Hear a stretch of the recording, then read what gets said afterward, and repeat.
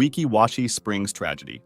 On March 31, 2012, at Weki Washi Springs, Florida, 29-year-old experienced diver Marcin K. was working with the Karst underwater research team to explore and map the underwater caves in the park. After checking their diving equipment, K and his team entered the water and started following the guideline. The team moved together in the dark water, studying the cave at depths over 100 feet. They kept a steady pace to avoid getting too much nitrogen in their blood. After finishing their work and starting to come back up, K stayed close to the guideline, but around 4:30 p.m., something changed. As they got near the cave exit, K suddenly swam away from the guideline. He went up into a tight crack in the rock, a space so narrow that divers with tanks on their sides would have trouble fitting through. His movements became quick and weird. The other divers noticed and tried to signal him with their lights, flashing them to tell him to stop. Since that didn't work, they tried tapping him, but K didn't respond normally. He pushed farther into the narrow crack, twisting his body to get through. Safety divers nearby couldn't do anything as K squeezed himself deeper into the tight space. After 5 minutes, they saw his breathing regulator wasn't in his mouth anymore. The team immediately called for help, but the narrow crack made it very hard to reach K. When a rescue diver finally reached him, it was too late. He wasn't responding, even though his tanks still had plenty of air and his equipment was working fine. He had passed out and drowned in the tight space where he was stuck. K's body was brought to the surface just before 5 p.m. After the accident, the Karst team explained that K didn't deliberately leave the guideline and swim into the crack. They explained he had an air bubble in the blood vessels of his brain, a condition caused by coming up too quickly, which can make a diver confused and unable to think clearly.